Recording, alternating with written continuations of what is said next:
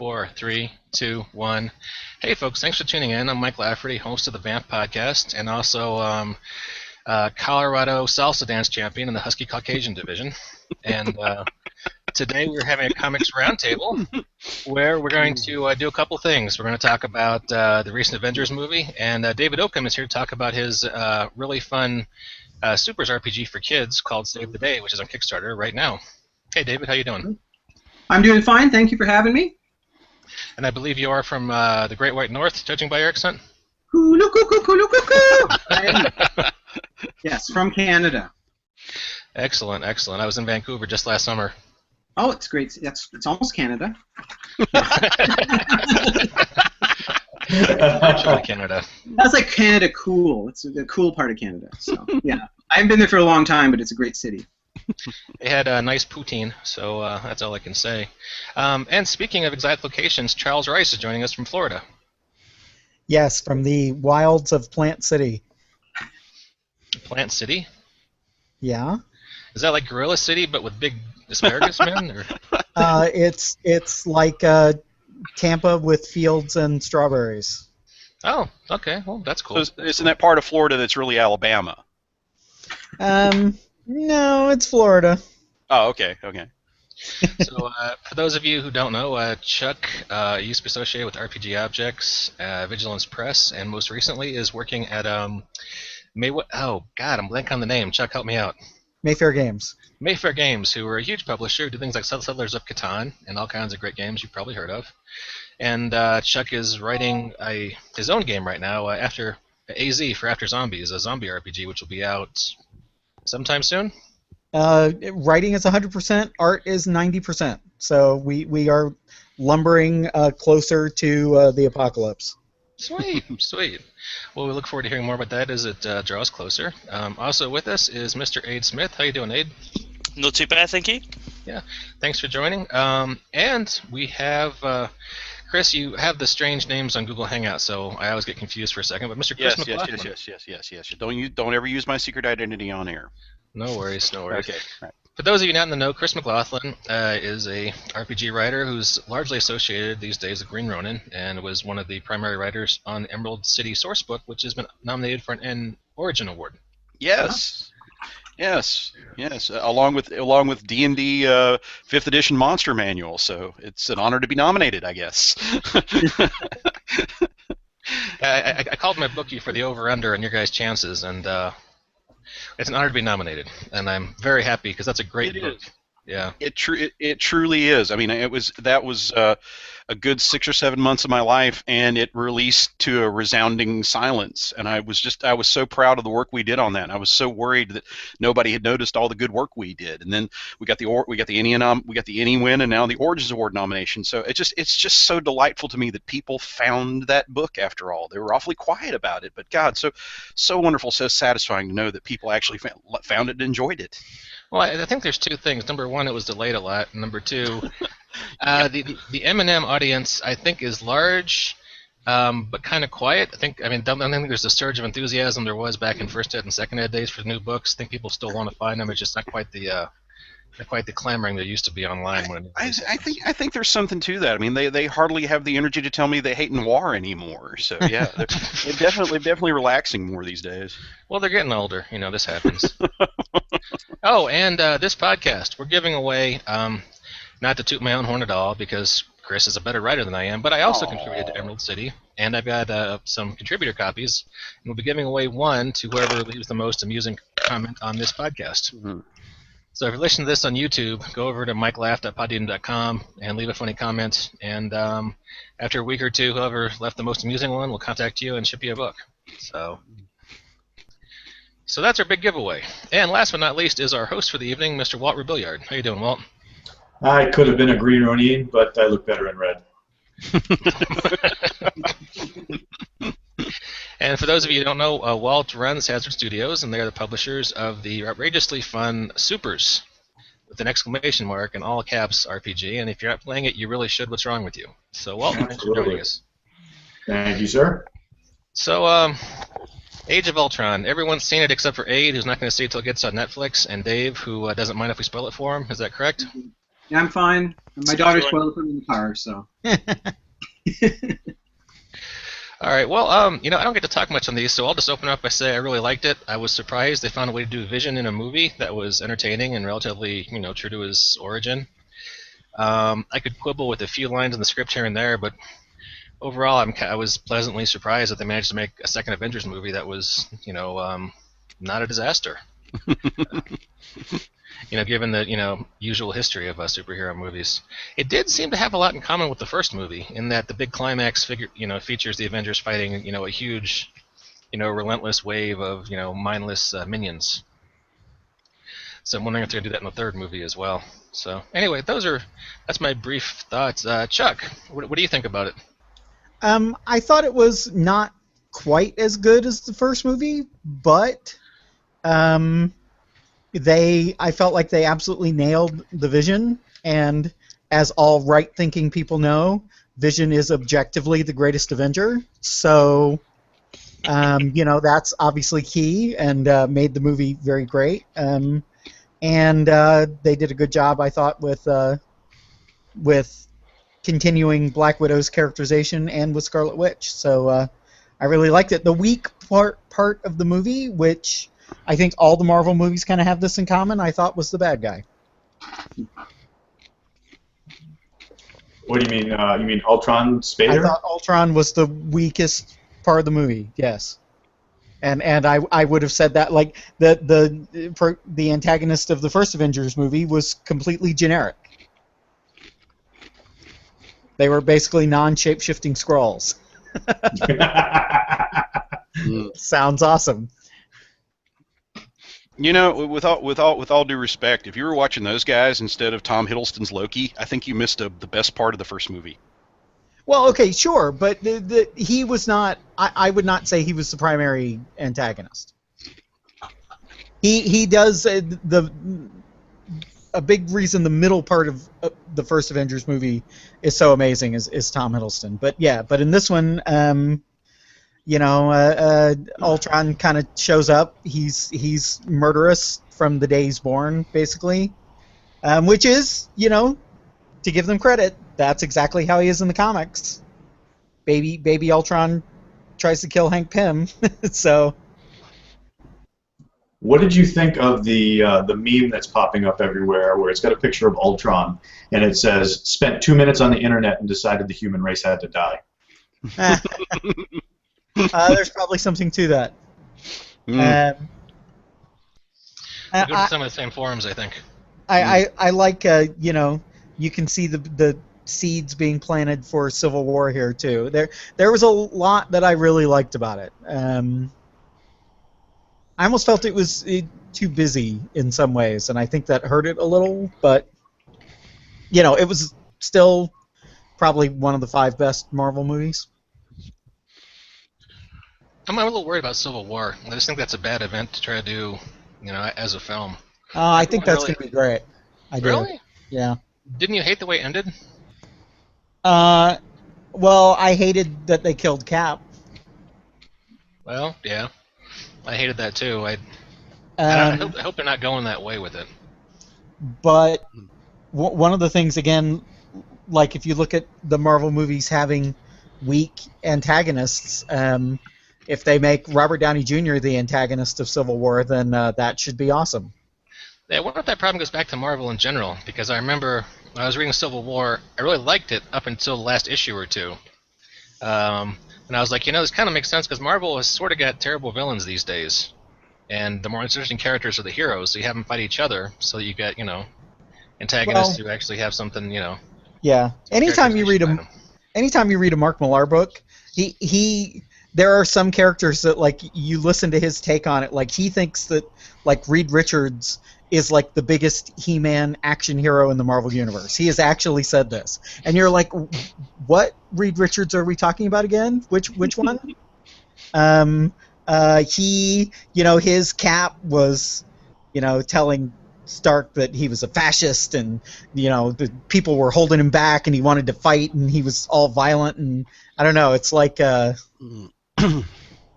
he has very odd takes on various Marvel characters. So Well, that's one reason I'm worried about Civil War is, I mean, there was a fan theory at the time that it was about mind control because the way Cap and Tony Stark were acting was way out of character. But Turns out it was just shitty writing.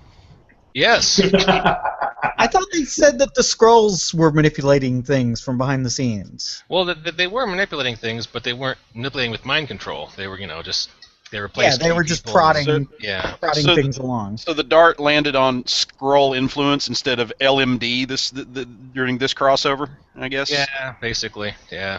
Hey, Chris, so what'd you think of the movie? Well, I have to admit, I came in with very, very, very, very low expectations because I think the bane of any of these type big franchise movies is this unexplainable need to cram in 27 new characters per sequel. And the more people that I saw were appearing in this movie, my hopes just sank further and further and further and further and further. And honestly, I was expecting some decent action interspersed with just ample piles of mess. But I have to give all the credit in the world to the people behind that film because I still think it could have lost all the new characters and still been a damn fine movie. It would have been better. Yeah, but given the roughly 27 new characters that got introduced, I didn't really feel cheated on any of them. It really it was more. It seemed to be more than just fan service. It seemed to be just more than we have to get this guy that was in 2 issues of Excalibur 25 years ago in the back of the of the Xavier School just to make somebody on the internet happy. I was really, really impressed. I have to really take my hat off and marvel at the ability to juggle that many characters, and at least on first viewing, do right by them.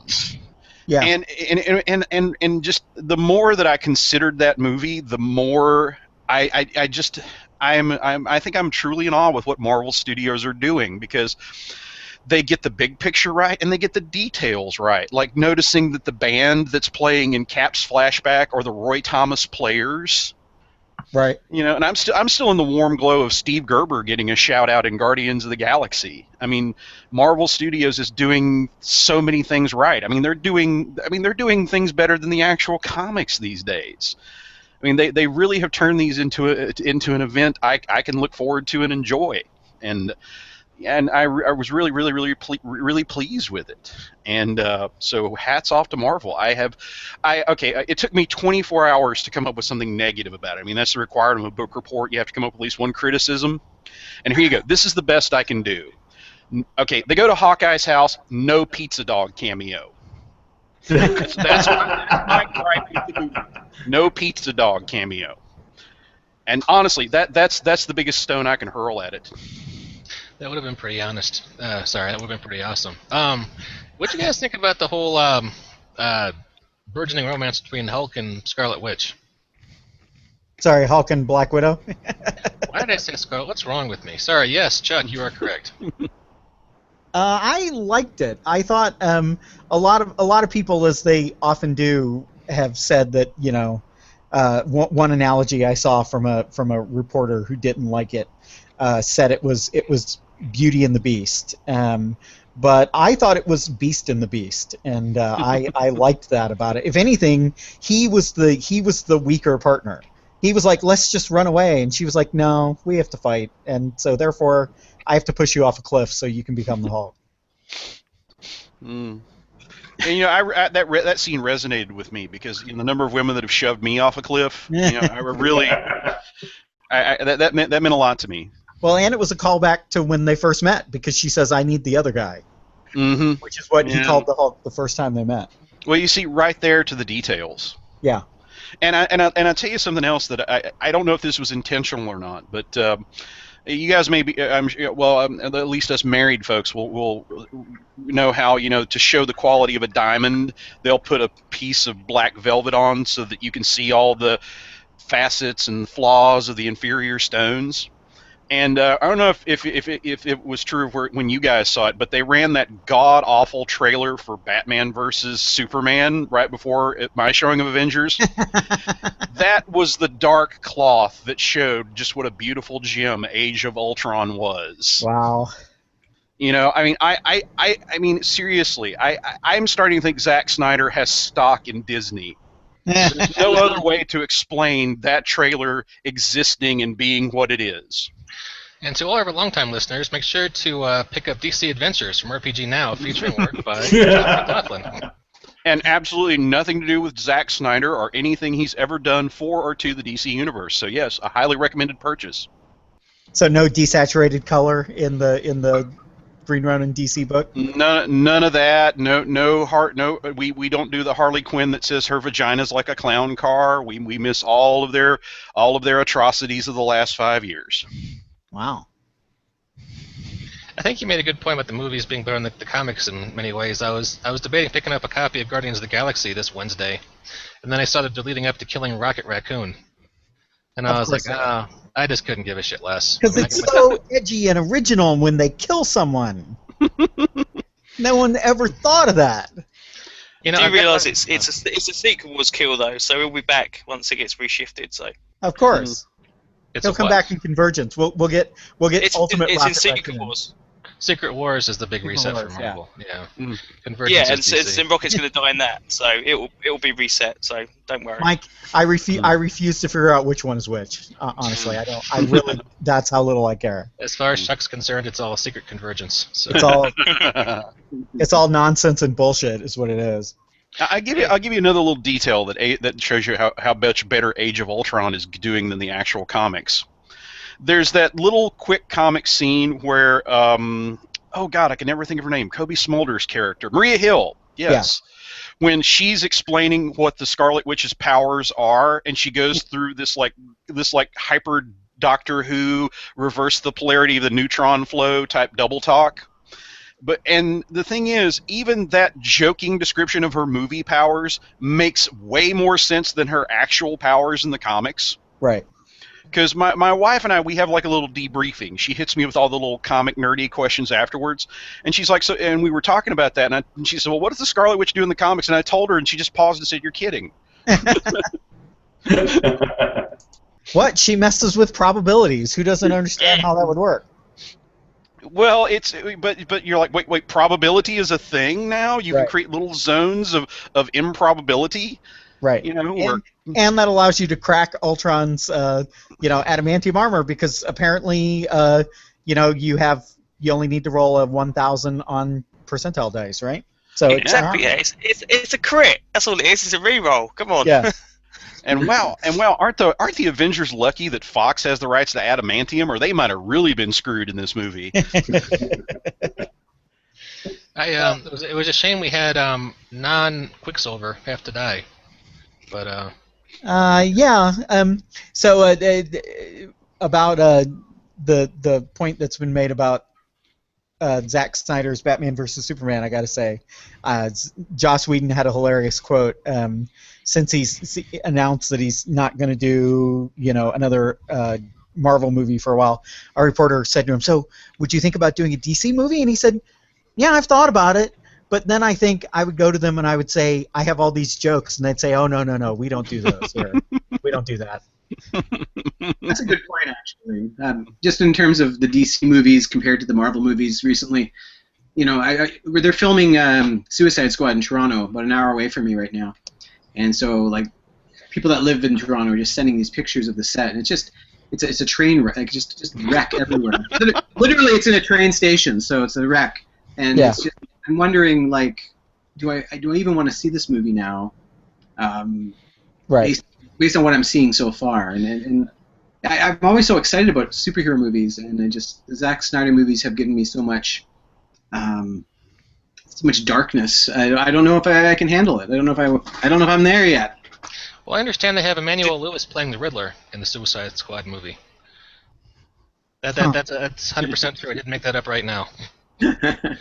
Well, yeah, it just needs something. The joke thing is it's a good point, though. I think it's a joke and it's kind of funny, but it's just this gravitas that's thrown into the movies that it just seems like, do you know what your source is? Do you know what your source material is? Right. Like, have you read the comic? Right. It reminds me of that. Did you see what Gail Simone tweeted about the Suicide Squad lineup? No. She basically tweeted and said she's never seen such a collection of grey and beige characters standing next to each other. Which is true. You know, they're all, there's nothing to distinguish each character from the other one. I mean, I said to the guy who buy my comics from, like, you would have thought they would have CGI'd Croc like they did with the Hulk to at least make Croc stand out from everybody else. But they didn't. It's just a guy in slightly brown. It's terrible. Right. I think once they add in Jazzy Jeff as Killer to go. Yeah, I've seen That'd be cool.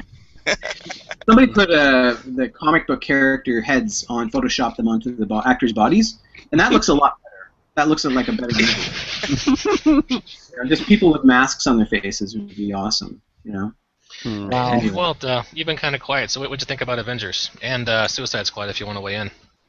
Suicide Squad, I'm not really a DC guy. I mean, if somebody hands me a trade and says, check this out, that's usually when I get my dose. And it usually requires therapy or massive amounts of liquor, which I can't drink. So, yeah, there's that. But as far as the movie goes, since we're heavily comparing what Marvel Studios is doing with what Warner Brothers is doing with the other side of the big two, the thing I liked about the movie most was that their whole thing in that end battle was much like it was in the first one. It's keep people safe, minimize the damage. Let's no matter what, if we get out of this, it's not that's if we can make it through, that's great. But if there's a chance we can save one more life, even if we don't make it out, you know, which was demonstrated by Hawkeye at the end. That was fantastic. And the thing for me, the really great character in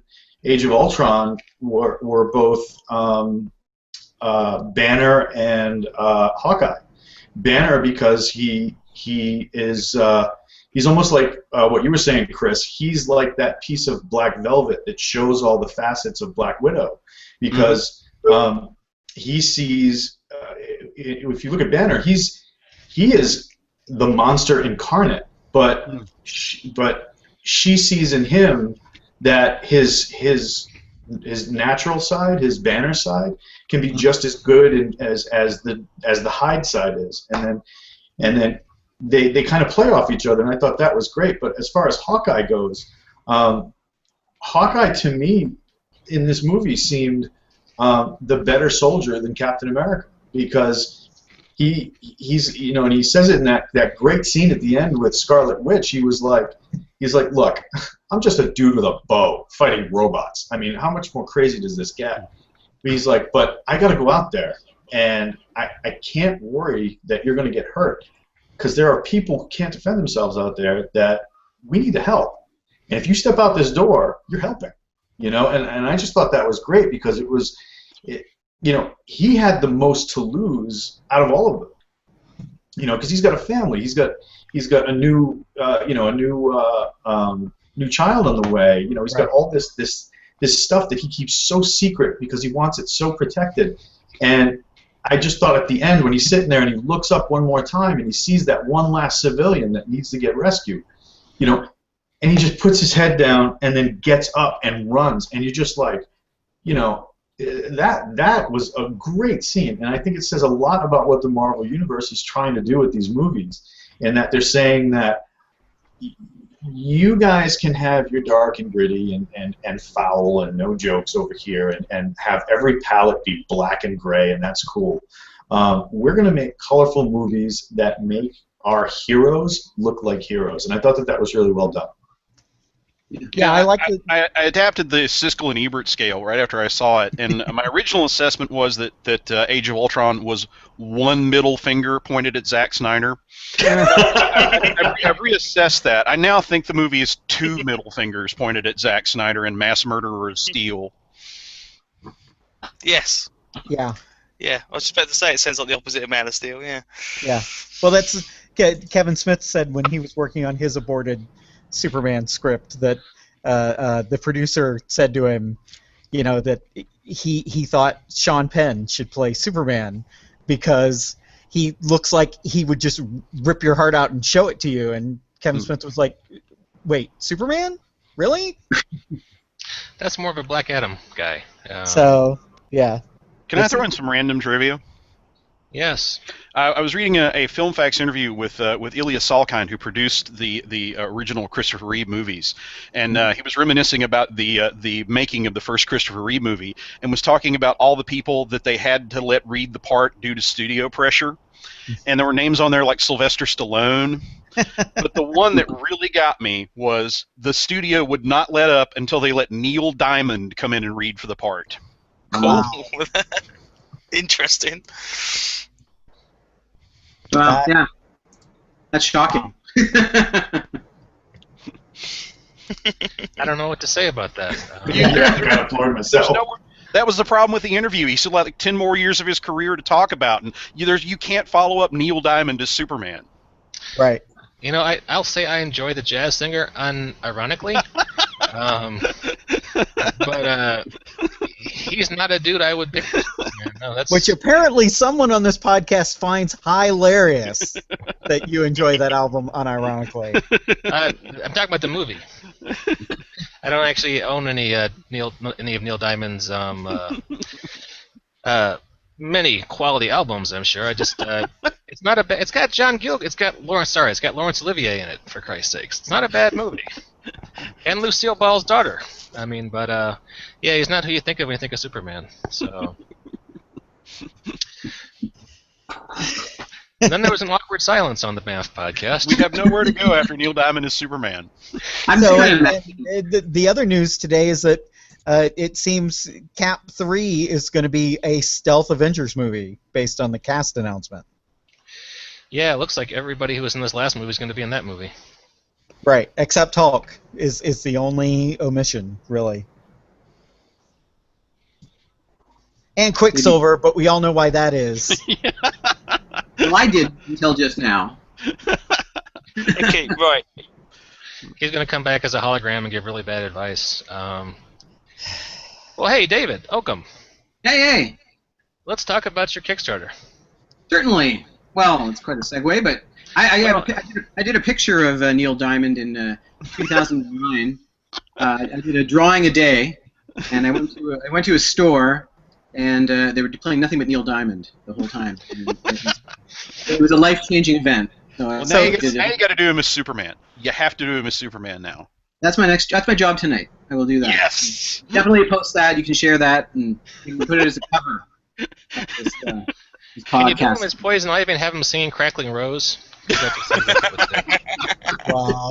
I can do that. I could probably pull that. I just like that Superman image, though. But hey, have him singing "Coming to America." Yeah. So the Save the Day as Superman at karaoke. As the ship crashes.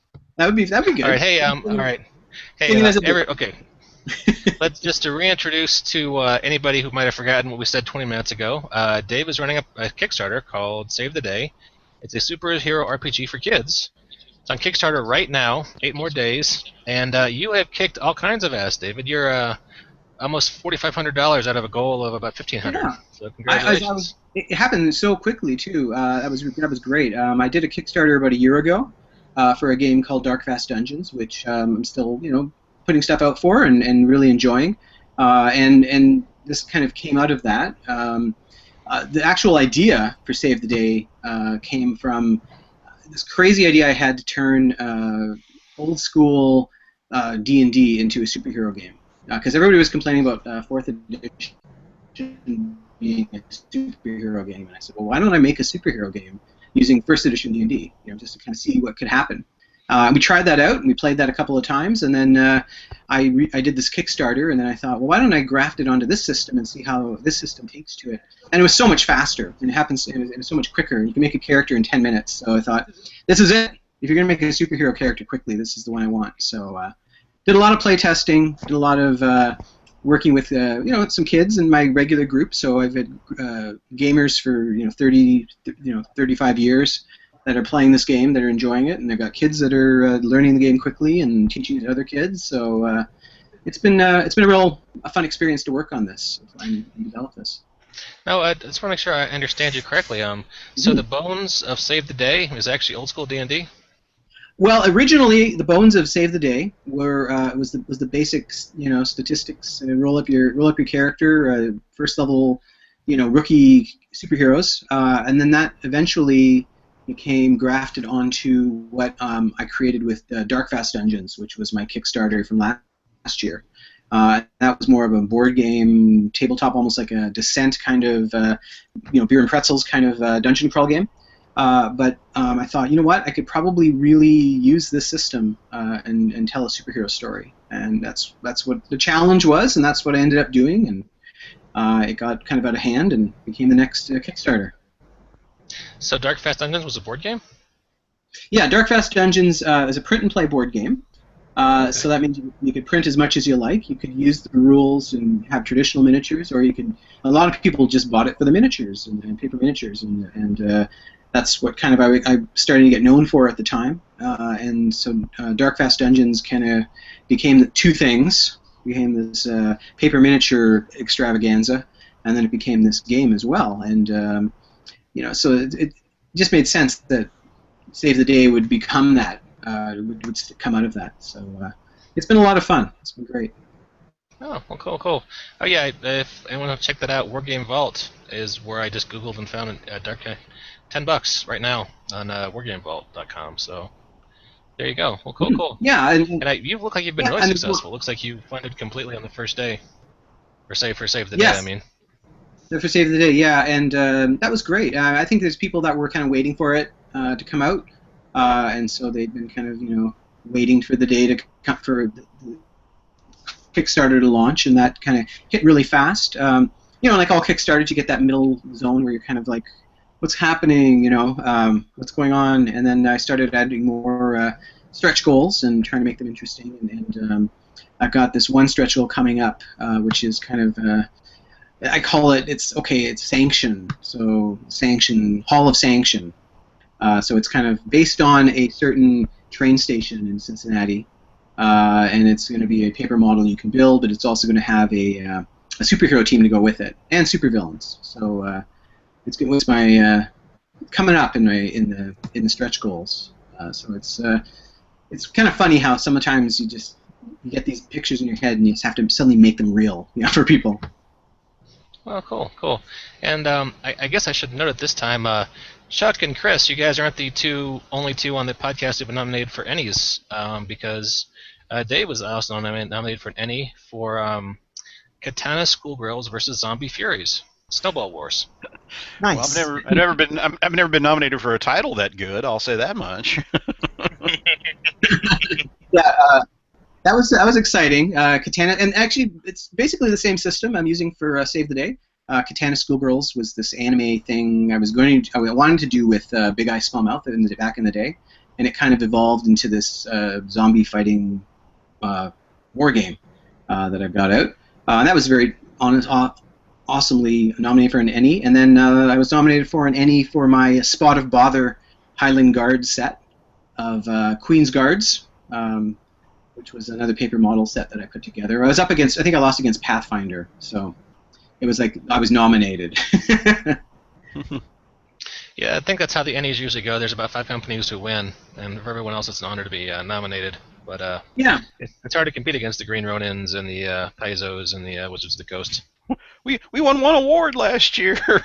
we're not the one clogging up the podium.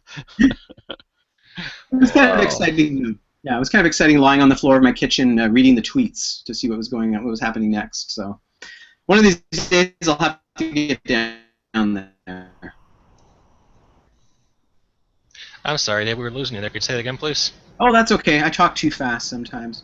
I was lying on my kitchen floor, checking my phone, checking the tweets to see who was winning and how who's winning is the announcements. So as people were live tweeting the Ennies, I was following along, trying to figure out who won. But that was exciting. That was kind of fun. I know that they're broadcasting it now, or video casting it now. So I'm gonna make sure I tune in this time. Nice. I was kind of surprised to hear that because I understand it's pretty noisy usually at the ceremony. Yeah, I imagine you've been there. Is it pretty noisy there? Well, I not that I've noticed, but the last few years they've been holding it in the old train station, and it's this marvelously huge Art Deco building with a bar right next to it. So it really, I mean, it's like something I would build in my dreams. So I mean, even I'm not up for anything. I just love being in that big old building where I can go get snockered if things start to run slow. So if there's been a noise problem, I've never noticed it. Okay. Nice. That's Union Station you're talking about, right? Oh yeah, the old Union Station, yeah. I'm guessing the bar next door is Ike and Jonesy's, if I'm not mistaken. I try. All my memories are blurry. I guess maybe I've spent too much time at that bar. I used to live in Indianapolis back before witness protection, so yeah. Oh, okay. I turned on the Cornfield Mafia, so I'm living in Colorado now. But all right, so we're let's see. So you have about 8 days left to get into the Save the Day Kickstarter, and you mentioned this last one you've unlocked, the Hall of Sanction, is based on a train station in Cincinnati? A certain train station that has been used in cartoons as a hall of something. Okay, yeah, the Hall of Justice was modeled on a train station from Cincinnati, wasn't it? Wow. Yes. Yeah. Okay. So I didn't know that until I went to university and studied fine art, and my professor mentioned that to me. So that was quite exciting to discover that it was a real building and I could actually go and visit it if I wanted. So that was very cool. In Cincinnati, though, but yeah, that's well, that is pretty cool. All right, and so that will that's one of the paper. You're doing a whole series of paper maps and paper miniatures that go along with Kickstarter, and that's going to be one of them. Yeah, it's going to be one of the one of the stretch goals. So that'll be included when we reach that. But paper miniatures is something that I've been doing a lot more of, and I did a live sort of real play example on YouTube. It's a little long, but I wanted to show how quickly you can make a character, and then I wanted to show how you play. So we played for about an hour, having this waterfront fight with Octopus Man, and the character just made up on the spot, and we just started playing, and it got a kind of fun, kind of out of control. And I tried to use paper models for all the terrain, so from various companies. But I'll also be producing my own for this as well. So there'll be maps, and then there'll be 2D maps, and there also is going to be an opportunity to print them off as 3D models as well for people who want to build them a bit more up. So.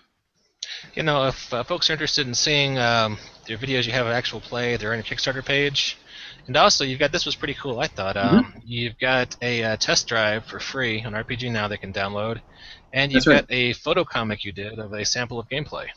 Yeah, I did a demo fight with a couple friends, and it was a lot of fun. It was just one hero against one villain, and it was actually a bit of a battle, so it turned out. And I tried to break it down into teaching the system as it's being played. And so we took some photos with our phones and just played it out. It was a lot of fun. I gotta say, it's cool hearing about someone who's inducting kids into RPGs, because I don't think I've gamed with anybody under the age of 35 in the last 5 or 6 years. So that's a good thing. I was at a convention in this was in March, and I ran to a game of Snowball Wars for some group of kids, and I ran a game of Darkfast Dungeons for some kids and an adult, and it was a lot of fun to see how they took to the games and ideas they had and things that they were being very creative with. And, I'm also teaching some kids how to play White Box Sword and Wizardry, and I've got one kid who wants to basically write his own adventures and publish his own adventures for it. And I'm like, yes, you have to do this now. So we're trying to sit down and figure out how he can do this and how he can make his own adventures, hand-drawn maps and drawings of monsters. His drawings of goblins are great, so he's got to do it. He's got to do this now. So it's another project I'm working on. Too busy. Oh, cool. Do you have any tips for introducing kids to RPGs? Stuff you've learned from the playtests? I think the basic idea is that this is a fun thing, and it's not playing like with action figures. It's not. There's certain rules to play with, so you have to wait your turn, but you can be as creative as possible. And I really think that encouraging creativity is the thing that gets the best results. Once you encourage the creativity, I find that they really respond well, and they do a great job. And sometimes they'll suggest things that are beyond the laws of physics, but that's what a superhero game's great for. But when it comes to a regular, why not make a roll, see if you can do it, and they love it. Win or lose, they have a great time. So I find that's just encouraging their creativity and their problem solving is the best thing, I think. Yeah. Oh, well, cool. All right. Well, hey, so get on Kickstarter and do a search for Save the Day and give it a look. There's a lot of great stuff there to check out. And well, hey, here we are with 10 minutes left in the podcast. Anyone else want to talk about Age of Avengers or comics or anything else going on? Well, maybe the best thing I could say about Age of Ultron is it has me thinking words I never thought I would believe or say unironically, but I'm looking forward to Ant-Man. Yes. Hell yeah, Ant-Man. I am of the age of my enduring image of that character is when they did the superhero party sketch on classic Saturday Night Live, and Garrett Morris is wandering around in the costume and he's talking to the Hulk and the Flash, and he's like, and they don't recognize him, like, my name is Ant-Man. What do you do? I shrink down to the size of an ant. And Dan Aykroyd's Flash is like, and then you get like really strong or something, like, no, I have the strength of a normal man. And they're like, "Ooh, stay away from this guy. Ooh, don't make this guy mad." But there I'll be, ready to plunk down my $50 to get the IMAX 3D of Ant-Man. Wow, what a world! Are they going to be doing anything in the comics to ramp up Ant-Man? Well, that's going to be really interesting because I can kind of see how Ant-Man would play well with modern special effects as a visual medium and all that. But I'm just wondering, geez, how do you translate that? How do you translate that to a comic? I mean, this is a character that Stan Lee and Jack Kirby bailed on fairly quickly. And you got to think, if Jack Kirby can't make this guy visually interesting long enough to sustain a title. Wow, what else is somebody going? What else is somebody else going to bring to the table? Well, didn't they have the same issue with the Atom? I mean, have they ever been able to maintain a long-running monthly with that character? That's very true, but for some reason the classic Atom tales just seem like so much of their time, because they really do show that Julie Schwartz, let me pause to give you a random bit of physics type thing. Yeah. And yeah, they almost seem like two different characters. The Atom was more successful as a solo strip than Ant-Man. A lot of Ant-Man success, like Chris said earlier, Jack Kirby did a lot of cool, crazy stuff with Ant-Man, but very quickly they transitioned to Giant Man and decided that was a cooler idea. Now, I don't know if you guys are watching anyone on this podcast. Bigger ideas. Go ahead. Who was talking? Oh, watching the Flash? Were you mentioning, or? No one apparently. I was going to say Arrow, but I mean they're in the same continuity. They've been doing Brandon Routh as the Atom, and apparently he's been pretty popular. And although maybe you can confirm or deny this, I heard they were kind of doing him as an Iron Man-like character on the TV show. Oh. Yeah, he's got this mechanized suit, and they have him flying around right now, and basically experimenting. It's almost like it's almost like they're using his character as another way to bring on new viewers, so that and offset some of the darkness of the show, because he brings a very lighthearted touch to it. And there's there's even a bit where Oliver says, "Hey, you're not trained for this. You're very smart. You created this great suit, and it's great that you want to put it on and run around like an armored Avenger and go fight guys, but you're not trained for this." So what they do is they rig up this like head rig for Oliver, and what he does in the physical world translates through the net and then gets translated into the suit, and he uses almost like VR to help Brandon Routh's character fight this bad guy. And it's almost like he's remote controlling the suit with Brandon in it. So it was, they're using that character to bring a little lightheartedness, and I think that Even though he was introduced in Arrow, he's a much better fit into the Flash cast because you have that science based narrative going on there, but also the characters are a little more lighthearted than they are on Arrow. That seems to be getting progressively darker as the series goes on. Oh, cool. So, is it accurate to describe him as kind of a DC take on Iron Man in that TV show, or is that not correct? Oh yeah, absolutely. I mean, even down to like the miniaturized reactor-style power source that he has to go to Central City and to Star Labs to get help with. I mean, and it's almost like they're using that character as a bridge between the two shows. It's kind of a neat way to do it. I'm glad to see Brandon Routh still getting work. I was afraid maybe he was done after Superman Returns all those years ago. Well, he's making some inroads in this particular series because he's very fun as that character, as Ray Palmer. It's just a quirky genius, almost Tony Stark-like without the alcoholism.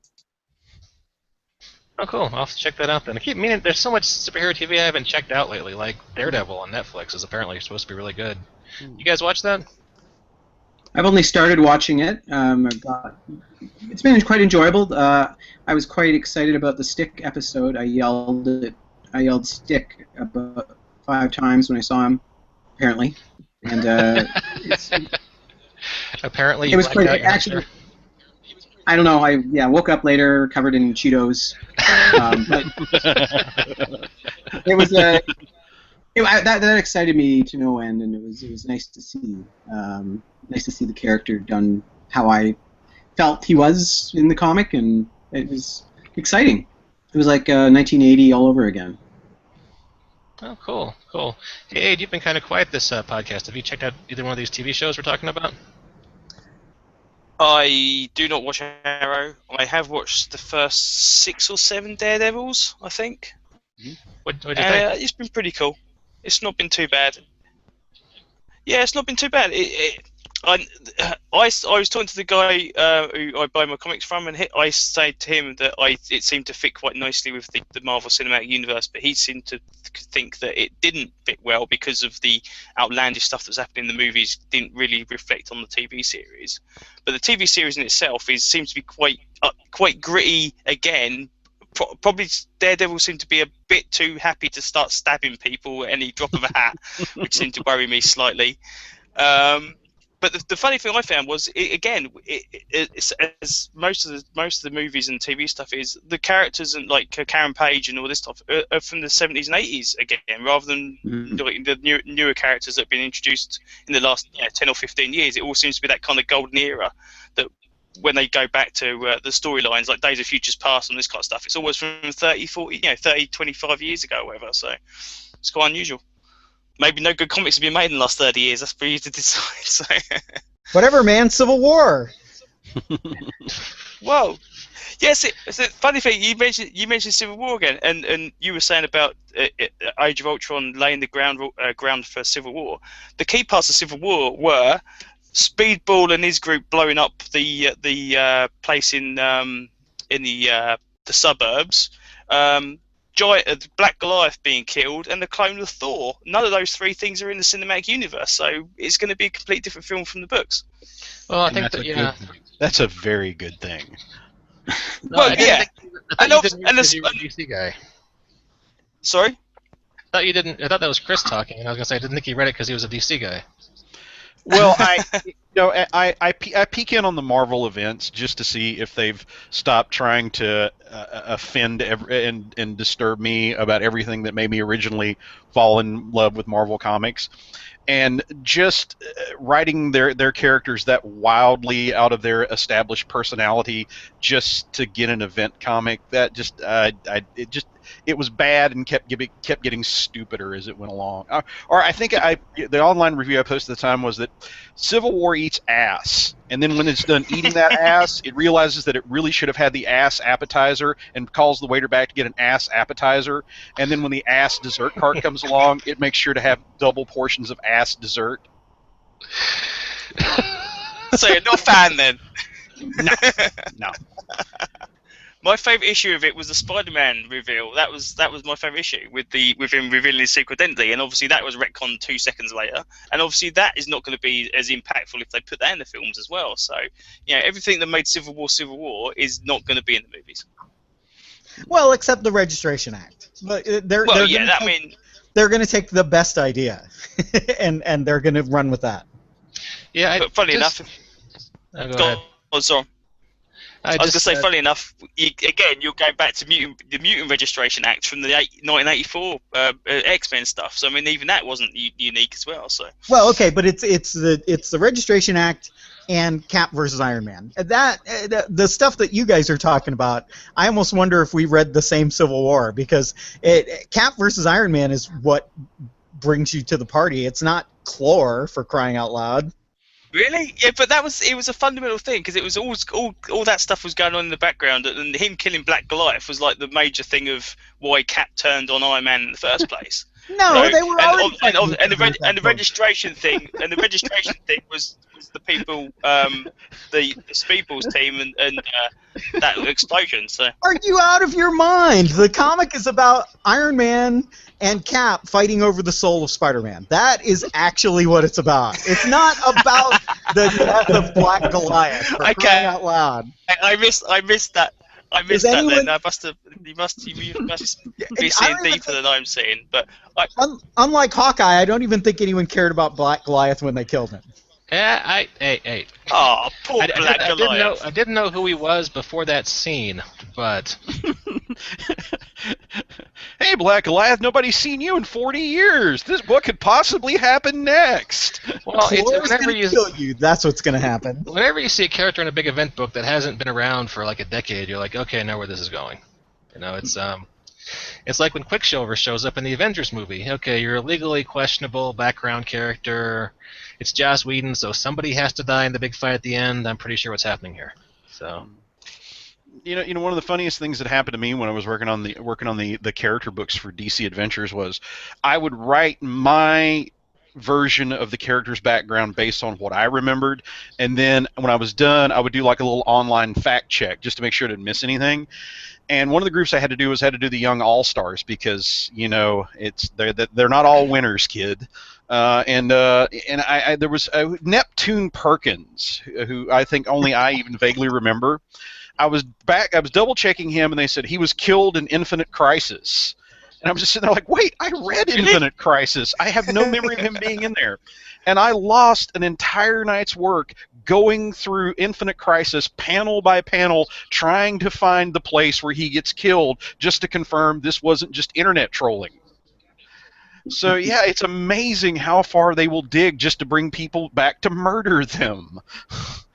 Yes. Well, apparently, what was it? In Avengers Disassembled, Brian Michael Bendis was given a list by Marvel of people he could kill and people he couldn't kill.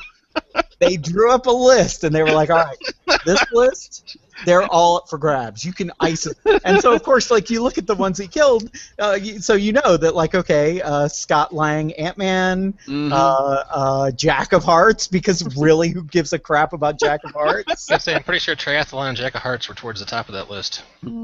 Right, they probably had little, like, stars and arrows pointing to them. It's like, we're not trying to influence you, but we just put these names in bold and italics. I've always admired the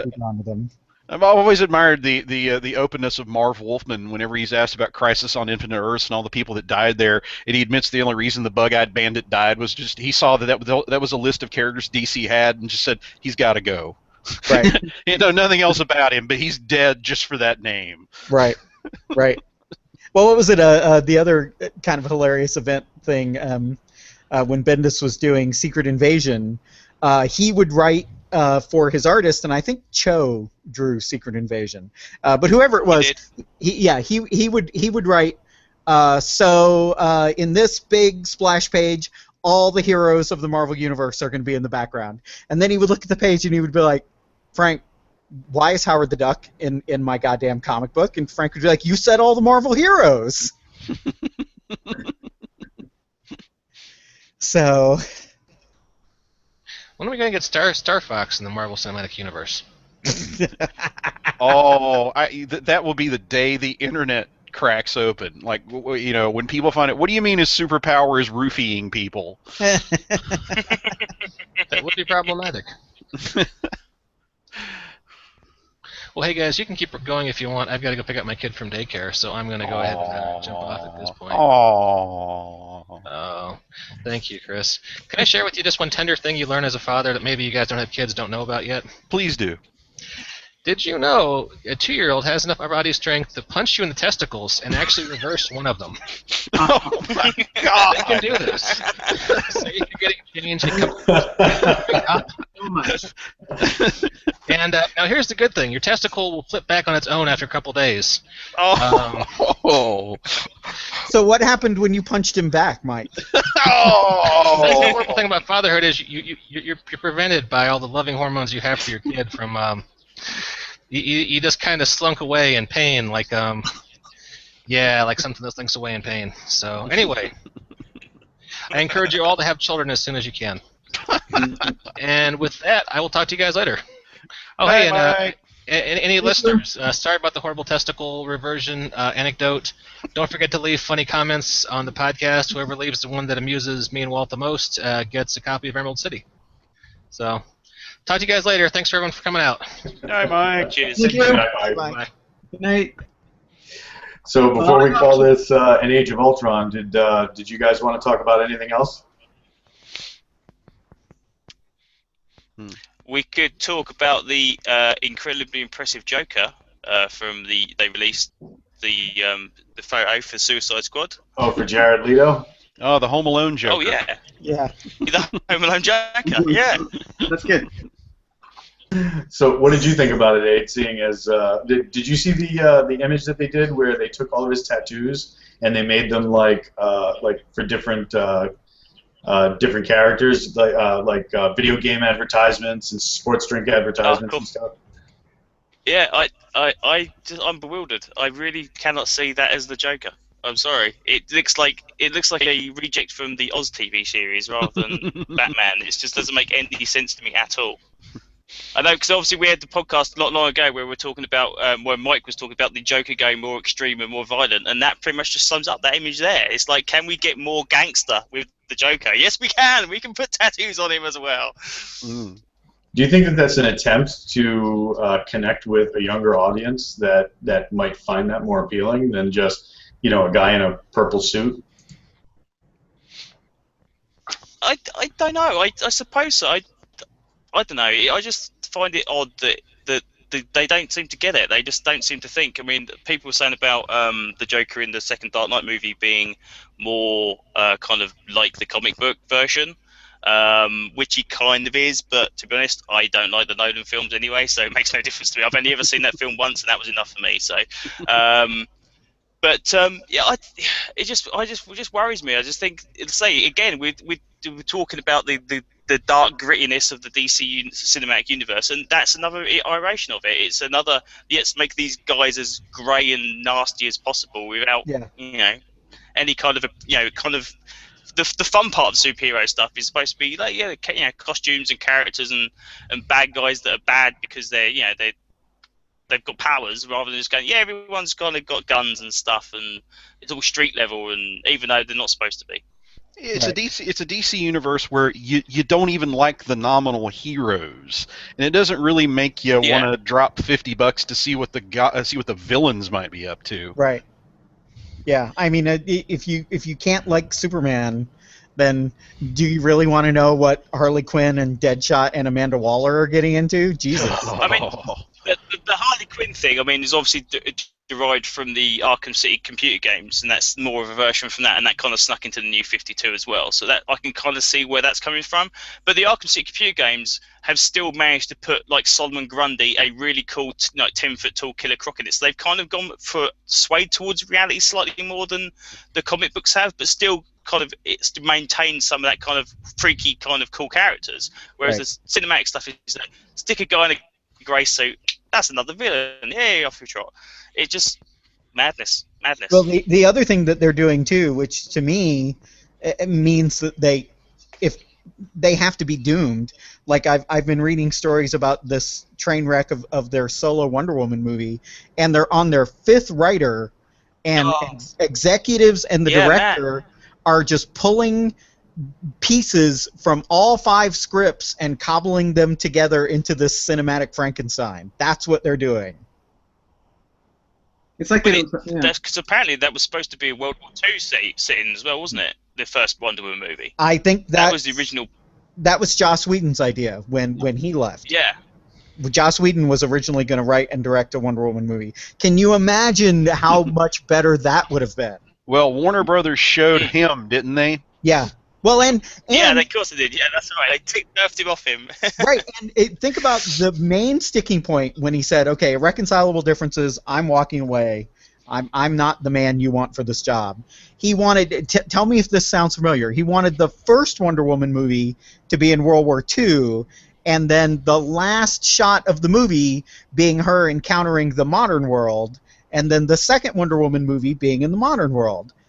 Kind of sounds like what they did with Cap. Weird. Yeah. And that worked out so terribly for Marvel. And obviously